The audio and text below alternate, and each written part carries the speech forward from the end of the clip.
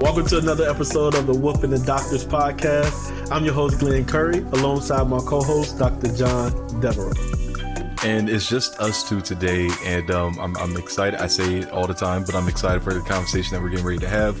You, of course, don't know anything about what we're getting ready to talk about. So let's jump right into our quote of the week, which is going to help kind of segue us into our topic for today. And the quote for the week comes from Vince Lombardi. He says, "Once you learn to quit, it becomes a habit." Now, we always talk about the importance of trying to persist through whatever it is and trying to reach your goals and never quitting or giving up.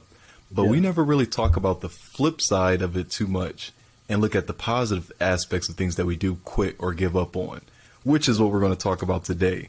So we're going to talk about the 5 things that you should quit. Oh, wait, let's just let the audience know. First off, this is John's second time like pulling something like this on me. Like, I have absolutely no idea. I asked him, what was it, right before the podcast, what is the topic? He says, all he says is like, just wait. Well, I like to get your real time reactions, and okay. I think the guests would probably, or not the guests, but the audience would appreciate that as well. And like, we didn't do any pre-production, so this is kind of, I just came up with the topic today too, so I haven't had too much time to think on it. So the 5 things that you should quit. It says 1, trying to please everyone. 2, fearing change. 3, living in the past. 4, putting yourself down. And 5, overthinking. So I'd like to go through each of those one by one, and just to kind of get your take on it, and then I'll try to interject as well. But I think this is a really good conversation to have, though. Yeah, I think this is, but you know what, the way that you framed it, I'm thinking like quitting as in like something that you were trying to pursue, but these different things that you're quitting, it's something that actually adds to whatever it is that you're trying to do. Absolutely. It eliminates all the noise. It eliminates like all the BS. So I think these are some great topics. Yeah, there's always the negative connotation with that word quitting, where we think of like, okay, you're giving up. But sometimes there's things that we're doing that are detrimental to our growth as entrepreneurs, as business people, as well. So let's start with that first one, trying to please everyone. So what are your thoughts, and how does that kind of play into you as the entrepreneur that you are? Man, dude, that's tough, right? Because I still struggle with that today. Because, I mean, it's hard, man, because you do want to please everybody, right? Especially like in business and all of that, right? The first thing I want to do is, can I help them? Can I do this? Can I do that? And you are trying to help out every single person. But what I learned on doing that is that you can't please everybody, right? You can't. And then you'll lose all type of sleep trying to please everybody. So trying to do that and still trying to build a successful business, man, is hard. And I have a recent story. I just went through this last week. So the 5 most important words that I think any entrepreneur can have is, the price is the price. I think so many times we as business owners get into these situations where we want to help people, like you were saying, and we start to kind of haggle a little bit. And that's something that I've been doing. It's something I struggle with because, I mean, I enjoy what I do. So I was like, man, I get an opportunity to do it, but it comes at the expense of lowering my price. And I've gotten to the point in my business now where it's like, you know what? The price is the price. Like, if you don't want to pay it, I'm not going to lose any sleep on you not wanting to pay for my service.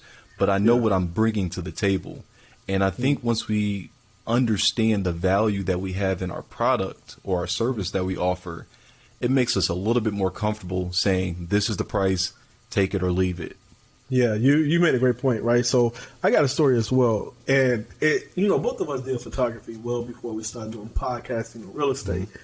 And I think that was some of the things that I was struggling with was the pricing, right? The price is the price. Because you're not going to go inside the Gucci store, and if you see a $5,000 bag, you're not going to be like, well, all I got is $3,000. They're going to say, okay, go someplace else, because the price is what it is. And I think oftentimes, like when you're a business owner, especially like starting out, first thing you want to do is try to get all the customers. Yep. You feel like you don't want to lose out on one, right? So it's like, well, if I lower it, maybe I can still keep this customer. But what you do by lowering your price is you start devaluing your brand. Absolutely. And that's the biggest thing. You don't want to do that. So here's a story that I remember. I think I had a conversation with you. I was doing weddings for I think that was like my primary thing, right?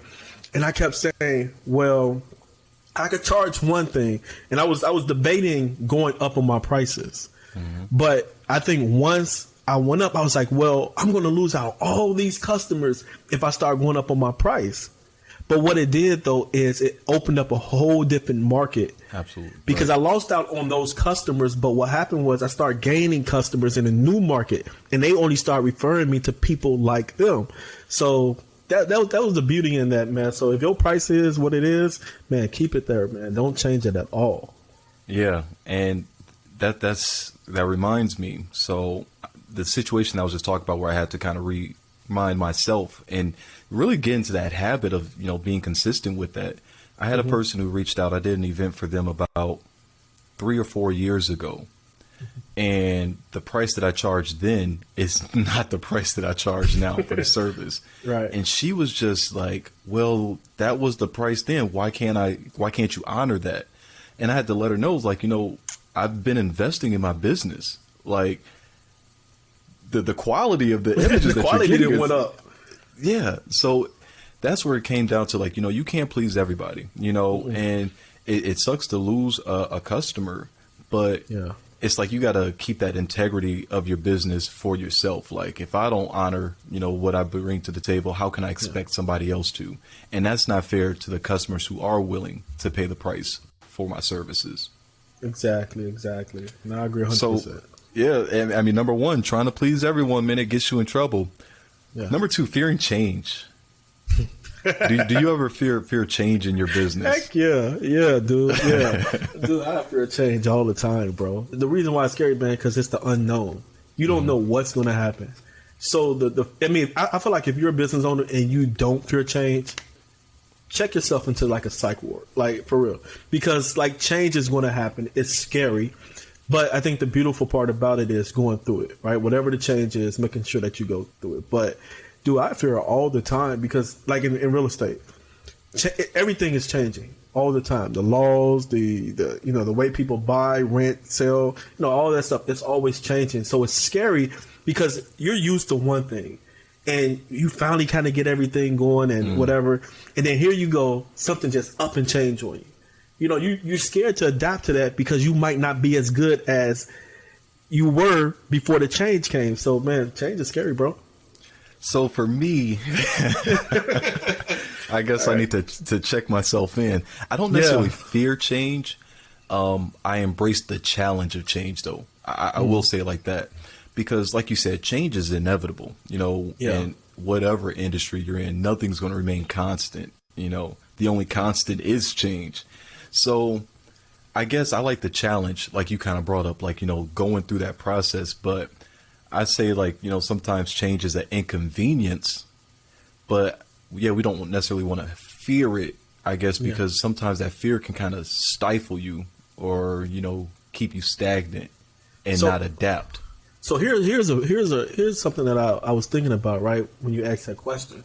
I think everybody was forced to change when COVID came. I'm talking about all type of industries totally did like a whole different model to their business. So they were forced to change. And I think we talked about it in one podcast where, if COVID didn't teach you how to adapt or to change, then you're doing something wrong. But like you said, what happened was in the most successful businesses, what they did was they were able to pivot. And I think if a change comes, you have to be able to pivot. And see, that's why I don't believe you when you say that you fear change, because you leveled up during COVID. I leveled up, but I was scared, though. I was scared. It was fearful. Come on now. It was fearful, bro. Bro, think about it. Here we are in COVID, right? I'm a realtor. They teach you all this traditional stuff, and then you tell me I can't even come in contact with any of my clients, and then the whole market, low key, is going down and stuff like that. Like, dude, what do I do? I'm fearful. But what I did was I embraced it. I went forward, man, and I went all the way in. Okay, so I guess that initial reaction of being fearful, I'll give you that, but I don't believe you stayed fearful. No. See, if you Okay. stay fearful, you stay stagnant. That's where okay. And so that's the issue, right? But I heard this one quote, right? It says, "Do it afraid." Right. Mm-hmm. So for me, I was fearful, but it never stopped me from moving forward. Right. It's just like, okay, what do I have to do now? Oh, okay, that's what I got to do. Okay, bet. And I went all the way in. Okay. All right. And maybe that's maybe we just were. I guess I was hearing it a little bit different. So I get what you're saying. Yeah. Okay. I was about to say, you weren't afraid. All them stories I heard of you talking about how you were adapting and all that stuff. Yeah. But I'm always, man, you know what, man? It's like artists, right? You see these big artists, right? And they're like, man, they get in front of like, tens of thousands and hundreds of thousands of people, but they're always still scared. No matter how many times they do it, they're still scared. It's the same way, bro. Like when change come, I'm scared, but you'll never notice it because, I put my big boy pants on and I keep it moving. Yeah. But I'm always scared though, no matter what. Okay. Living in the past. Number 3. And when I was reading this list, I actually already knew where you was probably going to go with it because we had a talk before where you were talking about, people who, maybe they did something big in high school and they're like holding on to that 20 years, later. Right. So I guess where does it come into play with needing to quit living in the past in order to move forward with whatever it is that you're doing? Dude, that's a good one. I think, dude, I don't know, man. I think if you live in the past, like if you're living in the past and it's not contributing to your future, there's no reason to keep, reminiscing on that, right? But if you're living in the past, like I used to do that, and then it gave you motivation to do something more, then then you can kind of go that route. But that's a hard one. That's good. Let me jump in there. So when you were talking about, I think they say like one of the how does it go? One of the worst things that you can do, like in business, is be successful early. I think they said something like that. Because let me scratch that. No, I remember I heard a quote like that. Be successful early because it gives you a cockiness, like as if you already made it. Right. Yeah, but then it also is like, why do I need to change anything if this has always worked for me? So I think, and we see this a lot in higher education where you get stuck in tradition. So you're living in the past in a sense that I'm not going to change anything because what's been done has always worked for us. And I see that a lot. I won't say a lot, but I see that in business as well, like for entrepreneurs. Like, for me, I'm in the photo booth industry. Yeah. I know some people who are not adapting to some of the newer trends, things that are going to enhance their business, enhance the quality of the photos that they're offering. They're stuck with doing what they've been doing because they're still getting business that way. Is that going to be good for them long term? Probably not. No. But you know what, man? I think that goes for like all industries, right? You look at you look at the people that were, stuck with, look, so I used to work for Uber. You already know that, right? Yeah. Look at taxis, right? They wasn't trying to adapt to change. Uber came in and swiped them away. You look at the music industry, right? They were just stuck with CDs. Streaming came in and swept them away. VCRs. Then you got, stuff like Netflix. There's always an industry that comes in and changes stuff. And if you're not able to, go ahead. Oh, in economics, we call that creative destruction. Just throw that term out there. Okay, that's great that you mentioned that. For the people that don't know, can you break down what like creative construction is? Creative destruction. My bad. It's like there's an industry that's, might be thriving, but there's a new technology that gets implemented that disrupts that industry. And you gave perfect examples. You're looking at the music industry, you were selling CDs, cassettes, or whatever it was. Streaming comes in, that throws everything, in disarray, because now we're not going to the stores to Best Buy to buy albums. Now it's right there on your phone.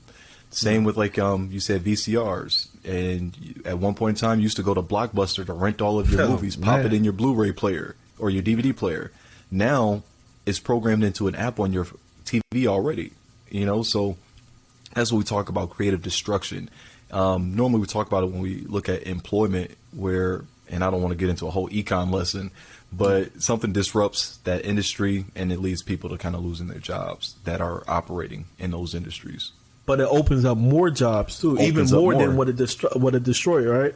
Exactly. So like even if you look at it used to be like horse and buggies was the mode of transportation. But then when the automobile was created, now people can travel more. So that gives way to like a tourist industry. It gives way to like the leisure activities. It gives way to hotels, all of that type of stuff. So even though it destroyed one thing, it birthed like 3 or 4. It's like the Medusa head. You know, you cut off one and then multiple ones grow back. Can we get a bar drop? Like, do we got like a sound effect or something? It's just like, wow, that was a bar, bro. That was the bar. Hey, Econ 101 for everybody. There we go. Dr. John Devereaux for you, boy. All right. But once again, I mean, when we talk about like living in the past, I mean, I think we sometimes get stuck in that this is the way that it's always been done, so this is the way that it needs to be done. That's living in the past. You got to be cognizant of what's going on in your industry, because if you're not paying attention to what's going on, you're going to be left behind. Absolutely, man. Absolutely. And the fourth one, and I'm curious if this one even applies to you. Putting yourself down. You don't strike me as the type of person that puts yourself down too much. Nah, man. I think I don't put myself down, man. You know, I just try to figure out what I went wrong at. Right? Okay. So like I would never say to myself like, oh man, you're a failure. It's just like, okay, what, you know, I'll probably say to myself like, dang, how did I fail this situation? What could I've done better? Right? I'm always asking myself, you know, how can I be better, or, you know, something like that. Like, I mean, I'll give you a perfect example, right? Okay. It's when I was studying for my realtor's exam, right? I failed. A lot of people don't know. I failed that the first time. You talked about that on the first episode. Yeah, I talked about that on the first episode. I didn't go back home and it's like, man, Glenn, look in the mirror and it was like, you're a failure. You know, I didn't do anything like that. But what I did do is say, okay, where did I go wrong? And I knew where I went wrong. I didn't study hard enough. I didn't have the right study material, right? I didn't put in enough hours. That's how I failed. So when I figured out that's all the recipe that I needed. I went straight back in there and I passed the test. So it's really about, you know, shifting your mindset, right? I think I heard a quote not too long ago too. I'm just like you, bro. Like I know all these quotes. It's like it's just kind of like rewording the question or the situation. You know, it's not that, oh yeah, you failed. It's, well, how did I fail? How can I do it better? Yeah, and I guess, and that's a good point, man. But like when we talk about like putting yourself down, are you ever hard on yourself in a sense? Absolutely. Like, okay. Absolutely. So I wonder if that's what this means as well, instead of like, because yeah, I can't see you going into the house and looking at yourself in the mirror like, you know what, Glenn, you need to do better. You know what, sometime in my head I say, man, I should go do that, kind of put a little fire under me. But no, I don't do that. But I am hard on myself though. It's because I hold myself to like such a high standard. When I don't meet certain goals, I kind of get like mad, like, man, bro, like what happened? And then that's when I go into that mode of what could I done better? But I'm very hard on myself. And I think if you're an entrepreneur, if you're not hard on yourself, then you will never kind of reach those goals, right? Because think about it. Nobody's your biggest motivator than yourself, right? Nobody's going to push or want something more than you or whatever it is that you're trying to get. So if you're not hard on yourself, if you're not pushing yourself, because here's an example. I feel like I'm a self-motivating person, right? I wake up, I'm motivating myself to do X, Y, and Z. But if I don't be hard on myself, I can sit on the couch all day, right? If I'm not telling myself, you should be doing more.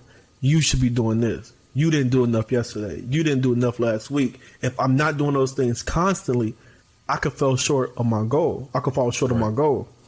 So, yeah. Yeah, and I think I'm the same way. Not necessarily like hard on myself, like, hey, you need to do better. Well, that too, but it's like you're constantly thinking of different things that you can be doing, to the point where you kind of feel guilty if you're just like enjoying yourself, you know? you gotta break that down. You sitting there watching like one of your favorite TV shows and like, man, I really should be, you know, prospecting, you know, potential clients or something like that. And I think that leads to that unhealthy, work-life balance. And I think as an entrepreneur, all that is like mixed in together, Yeah. Okay. So with being too hard on yourself, have you ever experienced like, are you being too easy on yourself? Like letting yourself kind of get away with stuff? Has that hindered any success that you tried to accomplish or any goals? I think you just can't stay in it. Like after last year, because I'm coming up on 1 year, last year after I defended my dissertation, and that was months in the process of like finalizing that document and then preparing the presentation. I probably didn't read anything for 3 months after that. Like I was just checked out. Like I didn't want to read no articles. I didn't want to do anything educationally related. So, but then you kind of enjoy that time for a little bit, but then it's back to the grind. So it's okay to kind of give yourself a break, but you can't stay in that. Now, if I did that for like 6-7 months, now that's a problem. But sometimes you have to take like those little mental breaks. And for me, after 3 years in that doctoral program, 3-4 years, I was like, man, I just need to step away from it for a couple of months. Understandable. Yeah. So I guess I don't know if I even answered like your original question. No, you did, man. You did. You got it. You got it, man. But yeah, it's a balance between being too hard on yourself and then not letting things slide for yourself as well. It's just, you got to make yourself accountable to yourself. If there's certain things that you're trying to reach. Yeah, agreed, man. 100%. I mean, this is a conversation for another day. How many of us are holding ourselves accountable for the goals that we set in place for ourselves? We'll say that for another one. That's another good one, man. Yeah. Number 5 of the 5 things that you should quit. And immediately when I read this one, I was like, I already know where I really know you. Yeah, you do. Like I'm not gonna lie, you do. I give you that. It was like, because you talked about this before in one of the previous episodes, and it's one of my favorite phrases that you brought up is that analysis paralysis. The 5th thing that you should quit is overthinking. And I think that analysis paralysis feeds right into that overthinking. Yeah. Overthinking, man, will kill a dream. And I think I remember early on, man, I think that's one thing that I used to always do is overthink. And what it did was it made me talk myself out of anything that I was trying to do. So for me, I had to cut that out, because if I didn't, I could have been trying to set like one of these lofty goals or whatever. And then I'm just sitting back like, well, no, I can't do that. I can't do that. Or wait, I need to do this instead. And then you kind of just talk yourself out of it altogether. And it's like, man, if you would have just stuck it out, you'd have been good. Yeah, I'm the exact same way, especially early on. Early on. Yeah. And, both of us, like I said, are photographers or have that photography in our background. And this used to come into play for me a lot when I was editing pictures, where it's like, I think it looks good. Maybe this little detail needs to be tweaked a little bit, and maybe I need to tweak this. And something that should take you 30 minutes ends up taking you 2 hours. And the client doesn't even recognize the differences. And now I'm upset because you don't recognize all this extra the hard work I done put in for this last 30 minutes, right? Yeah. But overthinking sometimes, like you said, can just really hinder us from moving forward or talk ourselves out of doing certain things. And I've been there several times in my education career, and then even with my photography business, like things that I thought that I should have been doing that would have been helpful, but just me just kind of getting in my head, talked myself right out of it. So how do you, opportunities. So how do you get that voice out of your head, right? Because it comes almost from like nowhere, right? You be in the middle of, trying to, do something, and it's like, yeah, you have to do this, you got to do this, you might as well just give up. How do you kind of get that voice out your head? Well, sometimes it comes down to just having people that you can reach out and talk to. If I'm ever at a position or in a position where it's like I'm like really just going over something multiple times in my head, and I need to get somebody's, opinion or a different perspective on it, I have people I can reach out to. And, sometimes it helps to have people you can talk to kind of help get to a conclusion versus me just thinking on it for days on out Like I can call, somebody that I trust and, talk it through in like 30 minutes. Agreed, man. I think having that support system is vital, man, because it will, man. Having a support system, I mean, obviously you're a part of that support system. It'll help you get through stuff that you probably never thought you'll be able to get through, bro. Especially if you're trying to get through it alone, man, it's vital, man, to your success, your career, your mental health, everything. So I agree 100%, man. So with the list, is there anything that you think should be added to the list? Cut out negative things to quit. Negative friendships. Negative friendships. Yeah, man. And why with that one? Because, man, negative friendship has a direct, effect on how you perceive yourself and how you perceive, the world or your goals or whatever. Because if I got friends around me who aren't supporting what it is that I'm doing and they're always negative, and that's who I call my close knit friends and my key circle, bro. Like I would never be able to accomplish goals, bro. I need people that's like me, like minded, and who are mentally there, like I am. So if I don't have that, I got to start. The best thing to do is start trimming down the fat in your circle. Because if you don't, you got a lot of added, wasted, dead weight in your circle, man, and that's not productive for anybody. So, I mean, as we get ready to wrap this one up, we would love to get you guys' feedbacks. What do you guys think about the list of the 5 things to quit? Trying to please everyone, fearing change, living in the past, putting yourself down, overthinking.